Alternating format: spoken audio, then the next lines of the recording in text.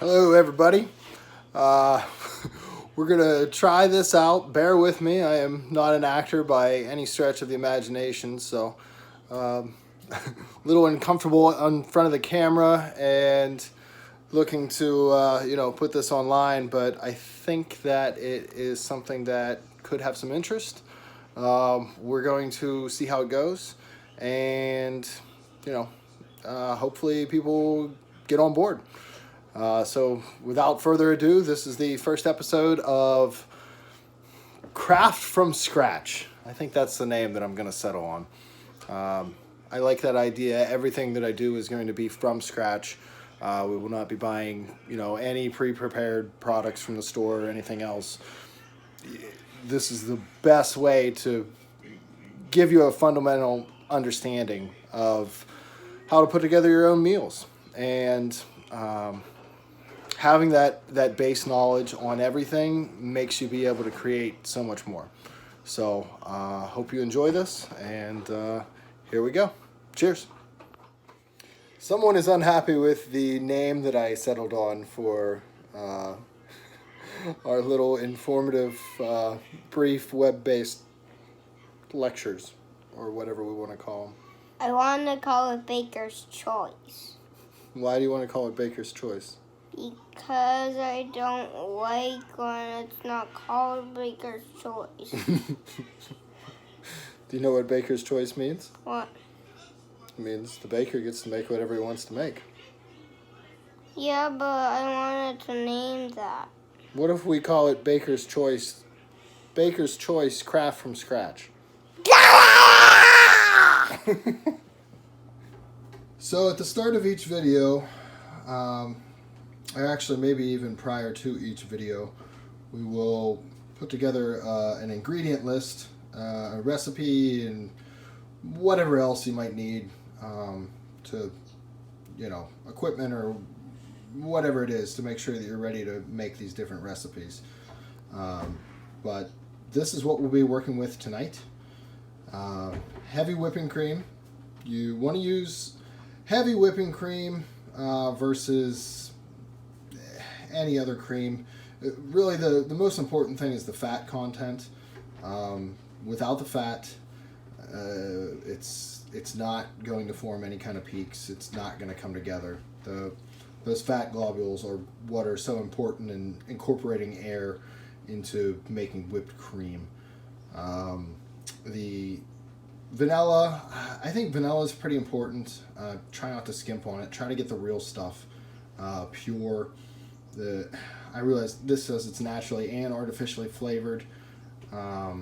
Ideally, what we may do is we might just have an episode on, or a quick little snippet on making our own vanilla extract. I know that my sister does that, and I think that's a pretty cool idea.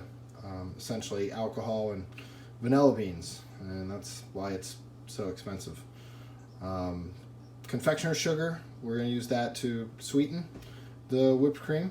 Also, the cornstarch in it will help to maintain it for a day or two. There's some other things that you can use to stabilize whipped cream.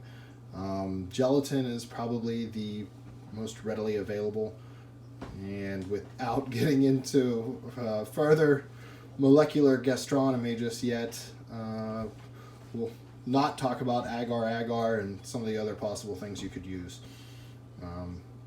Coffee is very important.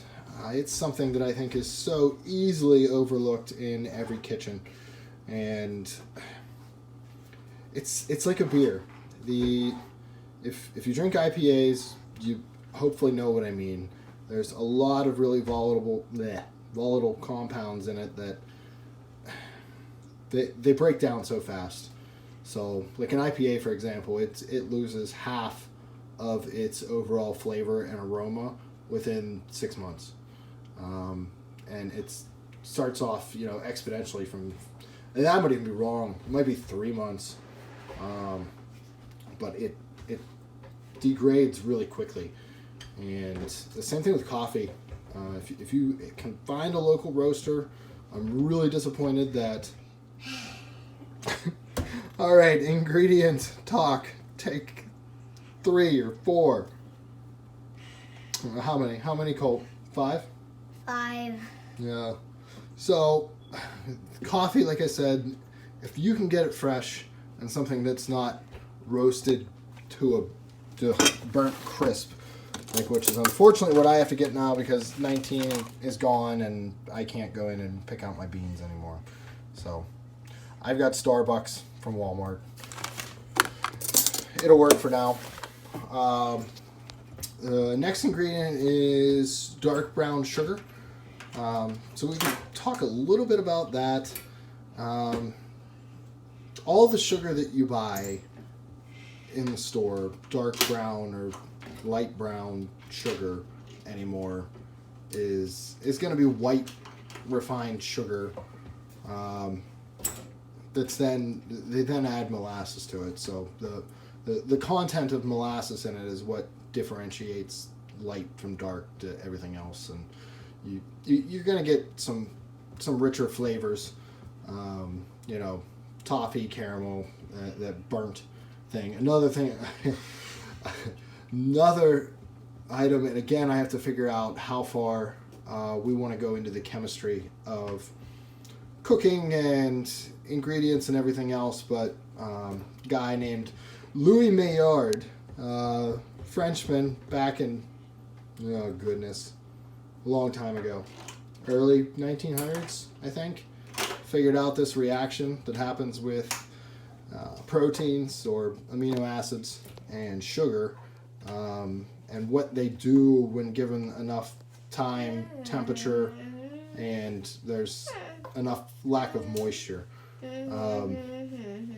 That's how we get the char on our, well, not the char, but the nice roasty marks on steaks. It's how and why this coffee looks and tastes like it does, being very, very dark. Essentially, it's browning. Anything that's browned has undergone a Maillard reaction, and those give us lots of great flavors. So we're going to use dark brown sugar, turbinado or something, or whatever else you want to use. This is what I've got at home. We could probably go and talk about sugar for an hour, but I'm not going to bore everyone with that tonight. And then I guess I can't call it the star of the show here, but Jameson. It is St. Patrick's Day.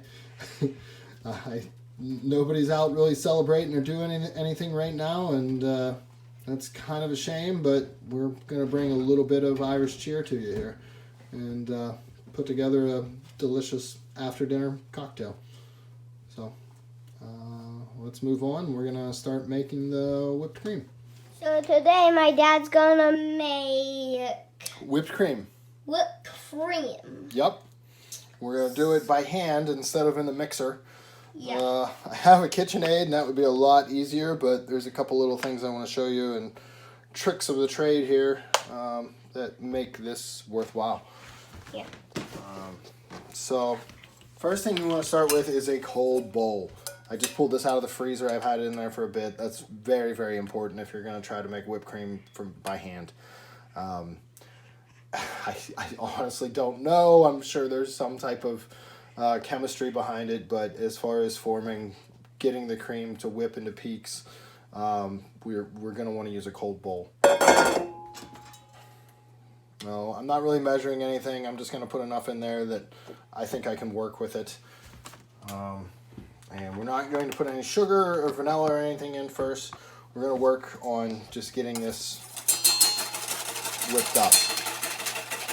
Oh, one little tip that I definitely had in mind, I learned from some good chefs. I used to hold the whisk like this and try to go like this. That right there is, your arm's going to get tired and you're not going to be able to finish this. Hold it like a pencil. Grab the other side of the bowl. And then you can really whip it.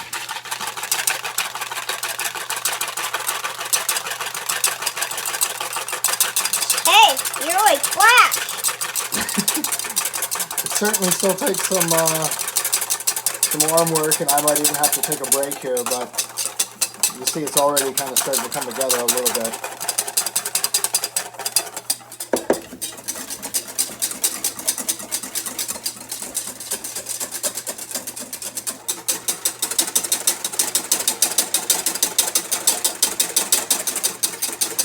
Dad, Yeah. you're almost run out of time. You're running out of time. Yeah, we're gonna pause it. All right, so we're getting very close here. Whenever we talk about soft peaks and stiff peaks, medium peaks, whatever you want with whipped cream. See how this comes up, and then it'll start to fold over. This is actually I'd call this a medium peak, and we're gonna stop right here. I went a little bit further than I would have liked to, because it's actually holding a peak there. I don't know if you can see that or not, but that's about perfect for what we want to do. Like I said, but I went a little far because we still have to incorporate our sugar and our vanilla. You'll notice that I don't measure a lot of things. That's the other thing I learned is if you want to be really good at this, you need to just learn how to taste stuff. And here I've got the cap, so I'm going to use... Yeah, that was probably even a little much. About a half a cap of vanilla. And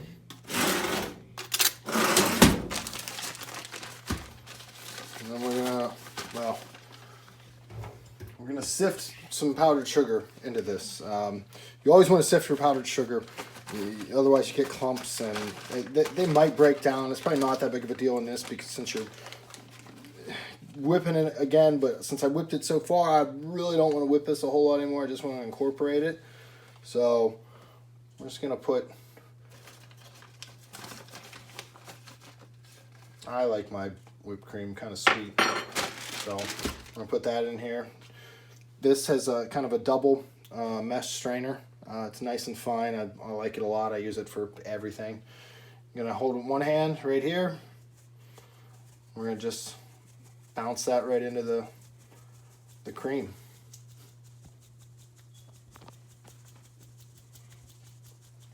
Whatever clumps are left, we're not going to try to go too far. Those right there, we'll just throw out.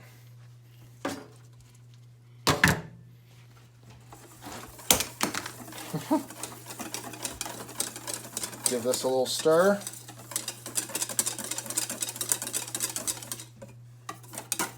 Colt, you're getting a little distracted there, bud. I'm getting sweaty. Sweaty. All right, that looks really good. Give it. Hey. Give it a taste. Yeah, I use my fingers to taste everything. That's delicious. I went a little overboard with the sugar, but that's okay. It's gonna work. A little overboard with the sugar and the vanilla, and that is a very important thing. You can always add more. You can never take it out. I dropped the ball there already, but Colt, how's it taste? Good. Good stuff? Uh-huh. All right. So, I don't want to bore anyone with the coffee. I think it probably deserves its own segment, but I'm going to show you real quick how I make coffee at home. So, electric kettle. I use this thing all the time. It's fantastic. I've got a Brita filter on here. I can use cold filtered water. We're going to fill this up and put it on and boil this water, and through the miracle and magic of video and editing, we're going to come back and show you how to make the rest of the coffee. So today my dad's gonna make this coffee. He really likes. It's his favorite drink. He got this to grind all the coffee, and we're gonna start now. So we have to wait for the water to boil. Oh yeah. Okay, we'll come right back. Okay. And my dad's just gonna.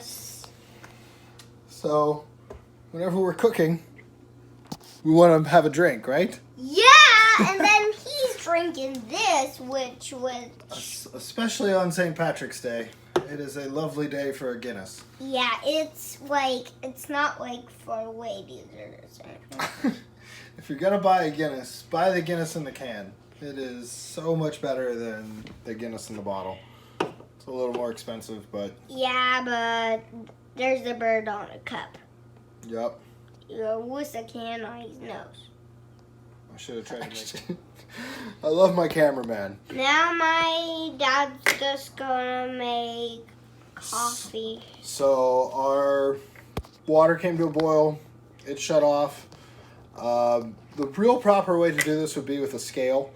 And I don't even remember how many grams it is per cup. But that's the way to make the most repeatable, good coffee. Got the flashlight on me. But I had a scale previously, and I went to my AeroPress scoop even for making coffee in the Chemex. And I know that it's about 2.5 scoops for my 2, 3, 4 cups of coffee or whatever I make. So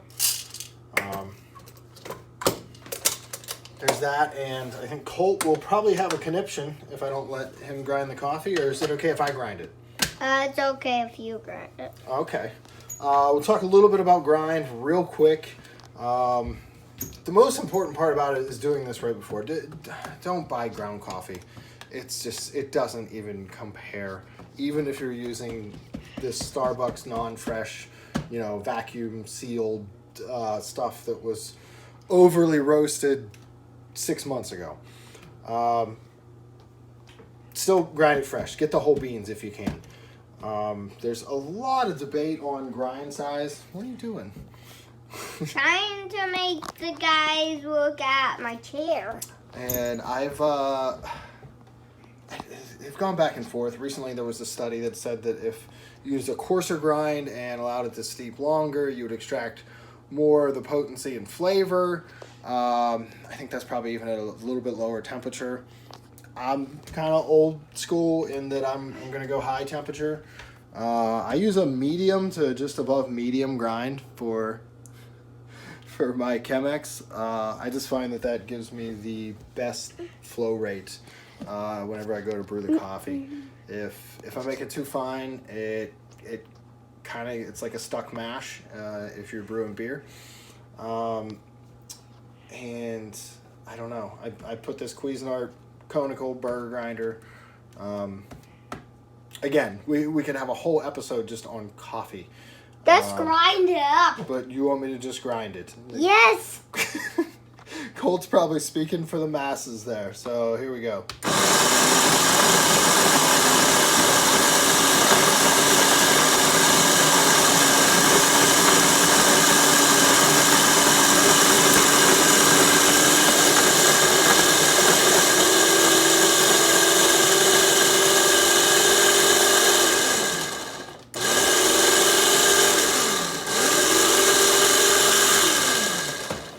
So, coffee's ground.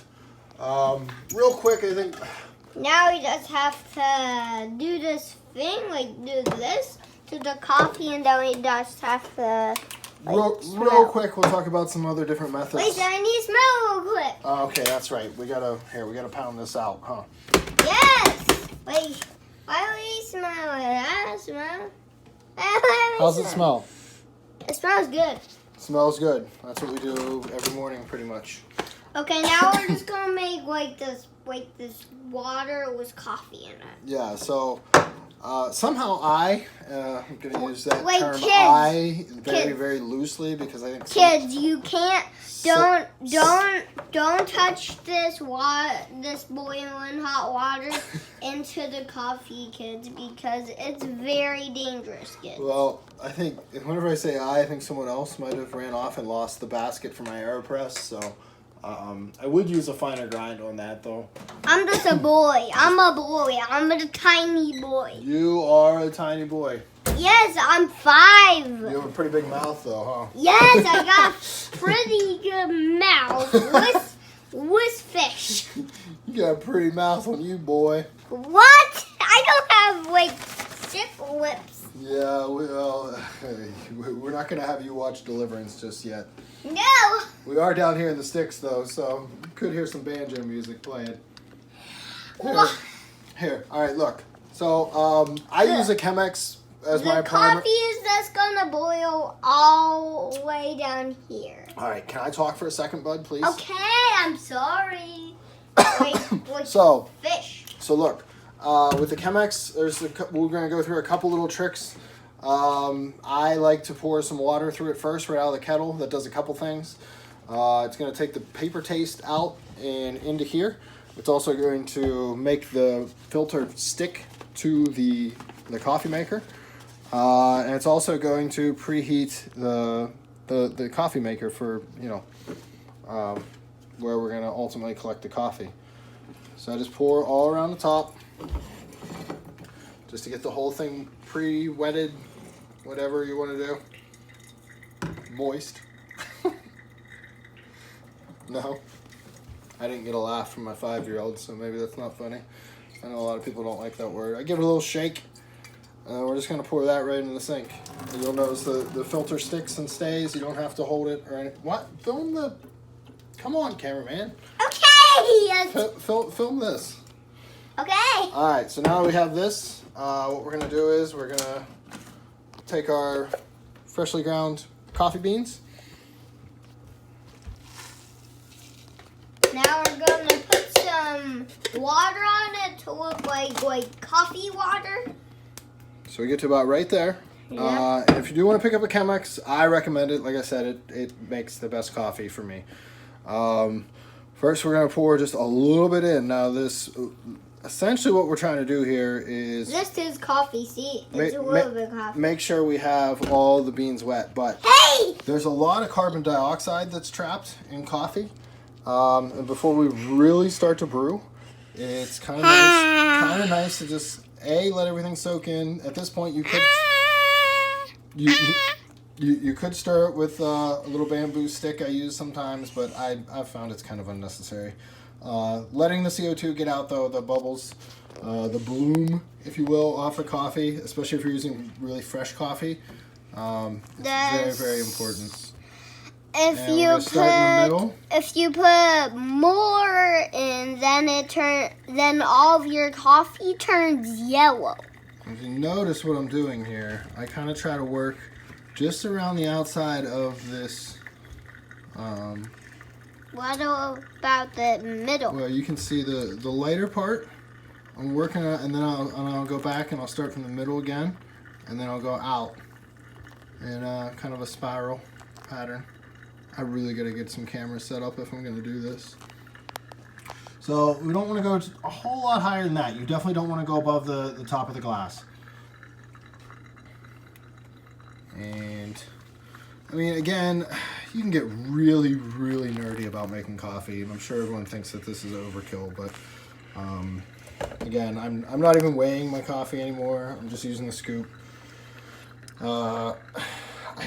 Whenever I first started, I had a timer set up, and I was really trying to hit, a 2-minute brew time, and I think I'm pretty close with this.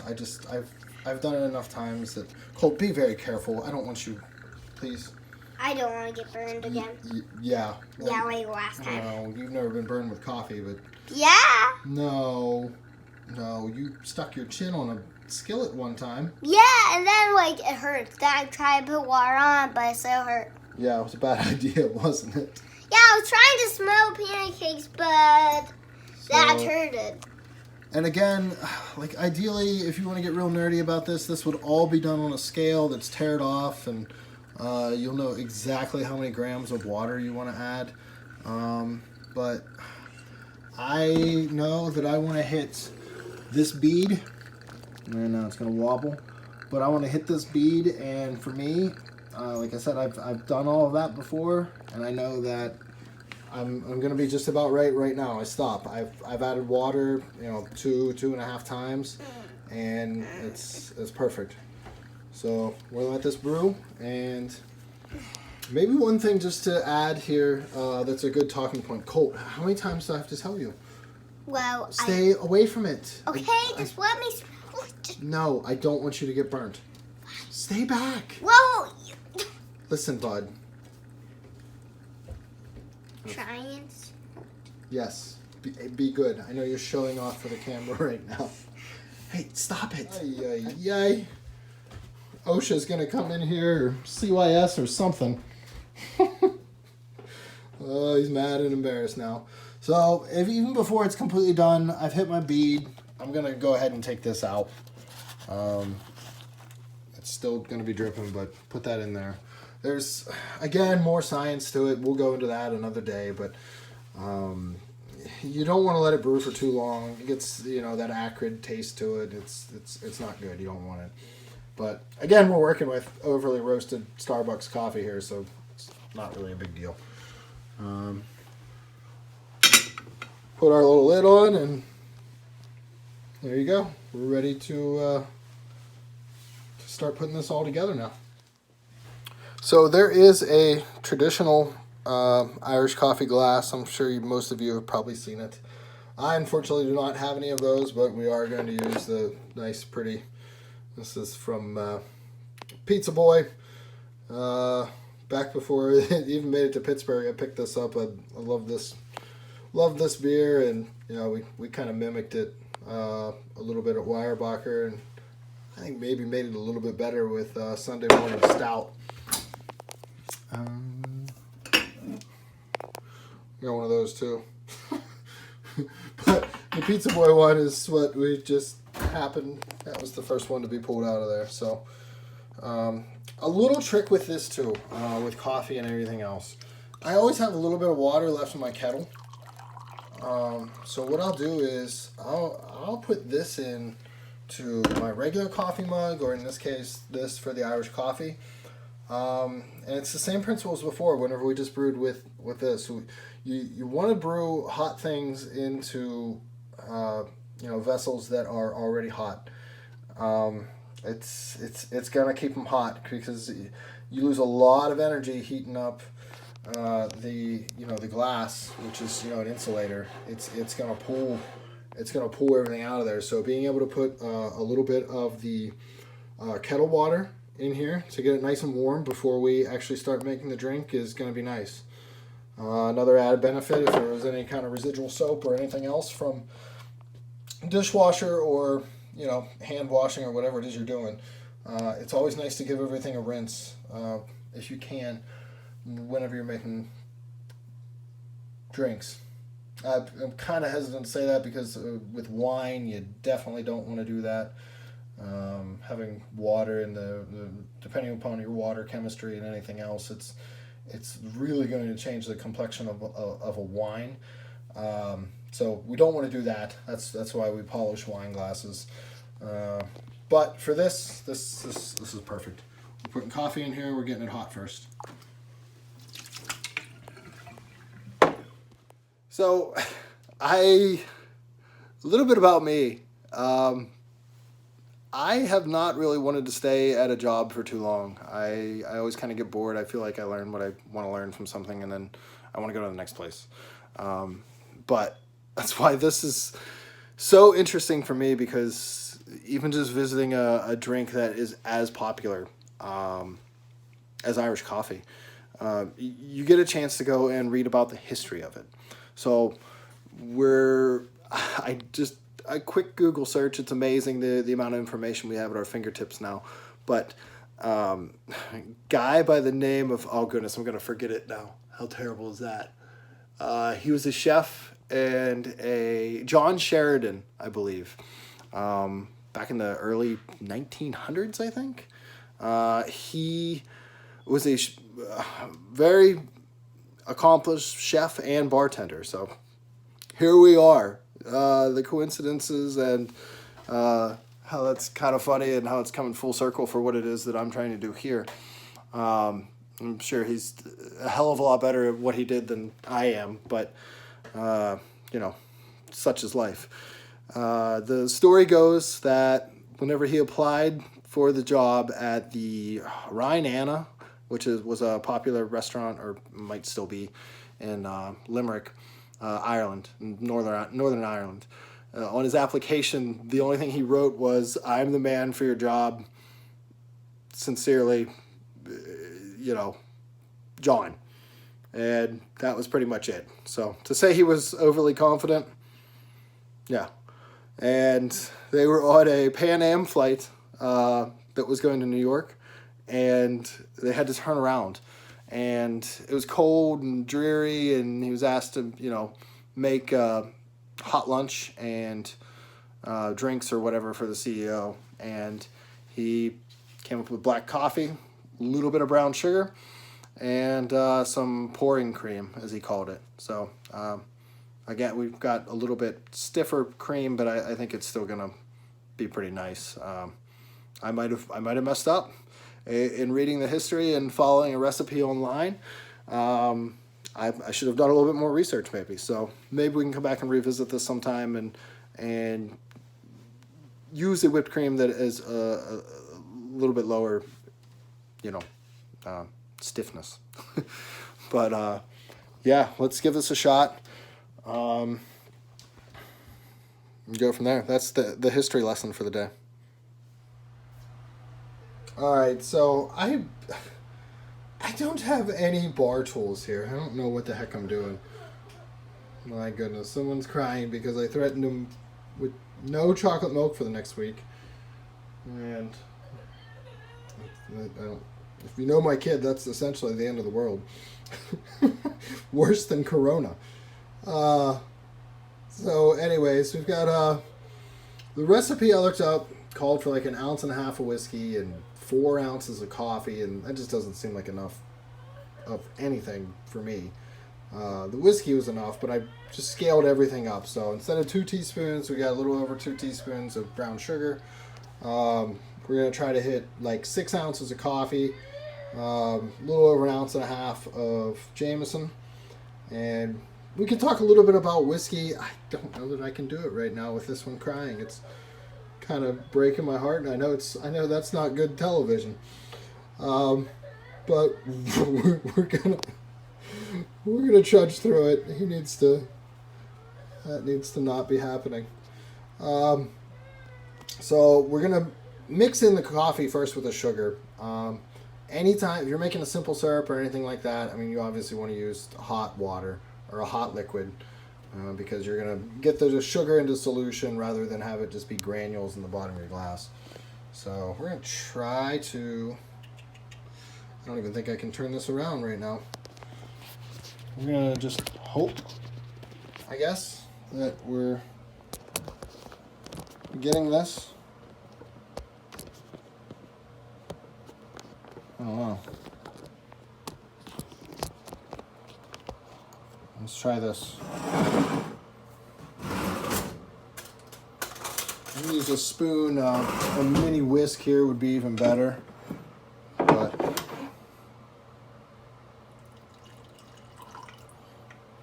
I'm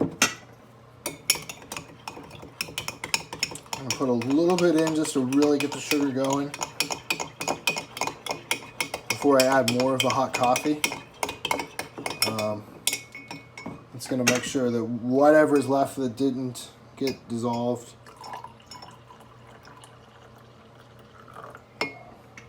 I think these are actually pint cups somehow, so not the best glass for this. I'm a little disappointed that the presentation is not going to be there for this drink. But once we have it dissolved, then we're going to add our whiskey. Well, it's close.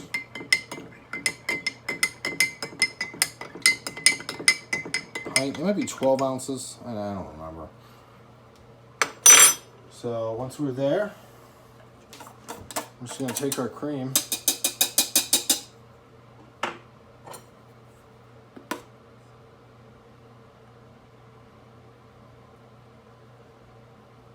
And I went too far with the whipped cream. Went too far, especially after having that history lesson. I mean, I pretty much followed the directions of the recipe I found. It is layering pretty nice. I should be more gentle with this, but with how thick the cream is, I think I have a little bit more leeway. So we're getting a little bit of run there, which is not ideal, and that's again because I rushed it. But